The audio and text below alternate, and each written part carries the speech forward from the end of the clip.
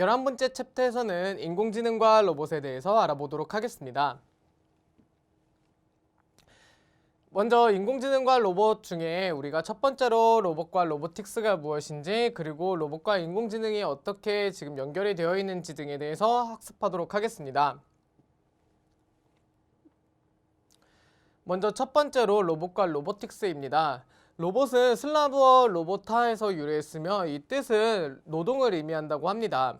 인간의 노동을 대신해주는 이 로봇과 그리고 그와 관련된 로보틱스가 무엇인지 더 자세히 알아보도록 하겠습니다.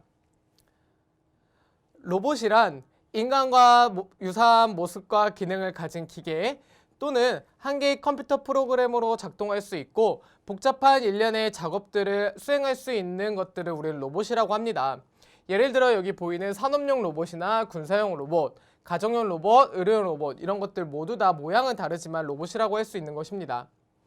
로봇은 인간이 소프트웨어 프로그래밍 알고리즘을 넣어주면은 그 알고리즘을 바탕으로 제어기에서 로봇 본체의 명령을 전달하여 로봇이 직접 움직일 수 있게 작동할 수 있게 만들어주는 것입니다.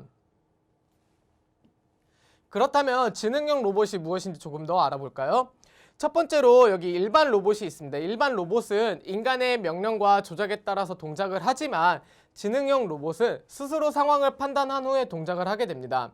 예를 들어 자율주행 자동차 같은 경우는 빨간색 불을 인식을 하게 되면 멈추고 초록색 불을 다시 인식을 하게 되면 출발할 수 있게끔 스스로 판단하고 동작을 하게 되는 것을 우리는 지능형 로봇이라고 할 수 있습니다. 과거에는 이렇게 인간이 입력한 지식만을 출력하는 로봇이 있었다면 현재나 또는 미래에는 정보나 자료, 데이터 등을 활용해서 인공지능이 직접 학습하거나 추론하거나 인지할 수 있고 이를 바탕으로 스스로 판단하고 행동할 수 있도록 하는 로봇들이 지금 개발이 되고 계속 발전하고 있는 것입니다. 로보틱스란 로봇과 관련한 과학이나 기술, 로봇을 설계, 제조하거나 로봇과 관련한 응용 분야를 다루는 이 모든 일들을 로보틱스라고 하는데요. 이 로보틱스를 활용해서 우리가 다양한 로봇들을 개발하고 이 로봇을 활용해서 다양한 분야에서도 지금 사용하고 있는 것입니다. 두 번째로 로봇과 인공지능에 대해서 알아보도록 하겠습니다. 먼저 인공지능 로봇의 원리는 이렇게 사물이나 사람, 상황이나 위치 등을 센서를 통해서 인식을 하게 되고 로봇 안에 있는 이 AI 알고리즘, 인공지능 알고리즘을 활용해서 인지, 학습, 추론, 판단 결과를 바탕으로 액추에이터를 활용해서 동작이나 행동하거나 소통하거나 반응을 하게 되는 것입니다. 그렇다면 인공지능 로봇의 기능이 무엇이 있는지 알아보도록 하겠습니다. 먼저 첫 번째로 환경인식 기능입니다. 환경인식 기능은 3차원 공간을 인식하는 기능이라고 할 수 있는데요. 예를 들어 자율주행 자동차가 초록불인지 주변에 사람이 있는지 뒷차와의 간격이 얼마나 되는지 옆 차선에 차가 있는지 등을 인식하는 것입니다. 또 시각적인 인식뿐만이 아니라 소리나 음성 같은 인식도 포함이 되게 됩니다. 두 번째로 위치인식 기능입니다. 로봇이 공간지각 능력을 갖는 것이라고 생각하면 되는데요. 이렇게 동시 위치 추정과 지도를 한꺼번에 작성할 수 있는 슬랭 기능이나 와이파이, NFC를 활용해서 통신 기능으로 위치를 파악하는 위치인식 기능 등이 있습니다. 세 번째로 조작 제어 기능입니다. 조작 제어 기능은 물건을 잡거나 자유롭게 핸들링할 수 있는 이런 기능을 의미하는데요. 여기 왼쪽의 그림에서 보듯이 인간의 5손가락 모양의 스마트 핸드 기술이 대표적인 예라고 할 수 있습니다. 이 조작 제어 기능이 얼마나 잘 구현되느냐에 따라서 미래에 노인 보조나 심부름, 가사 기능 등 이런 것들을 사람들을 도울 수 있는 다양한 로봇들이 개발될 수 있을 것입니다. 마지막으로 자율이동 기능입니다. 자율이동은 말 그대로 얼마나 자유롭게 이동할 수 있느냐라는 기능인데요. 자율이동 기능 중에서는 사족형, 바퀴형, 이족형 이렇게 세 가지가 대표적인 예라고 할 수 있습니다. 사족형은 위험지형에서의 밸런싱 기술이 핵심이지만 바퀴형은 경로계획과 제어 기술이 핵심이 될 수 있습니다.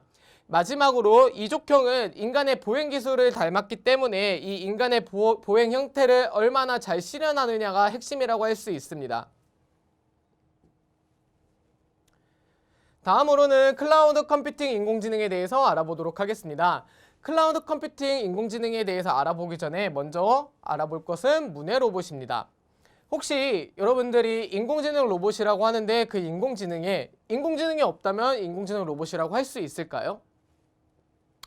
만약에 모든 인공지능 로봇 하나하나에 위치 측정이나 상황 센서, 상황 인지 및 판단, 그리고 기계 제어 및 활동 제어 기능을 모두 넣었다면 이 로봇 하나의 가격은 너무나도 비싸고 로봇 하나를 만드는데도 너무나도 오랜 시간이 걸릴 것입니다.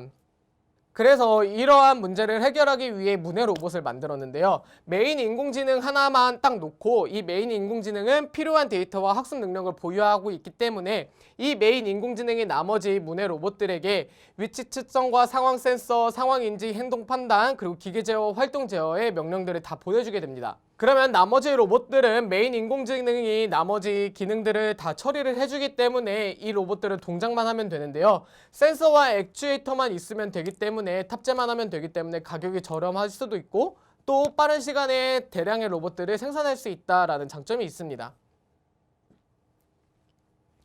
클라우드 컴퓨팅 인공지능이 실현이 되기 위해서는 이 메인 인공지능이 각각의 로봇들에게 보내줄 수 있는 명령들이 빨리빨리 보내주고 빨리빨리 판단을 할 수가 있어야 되는데요. 이때 핵심이 되는 기술이 이 초고속 통신입니다.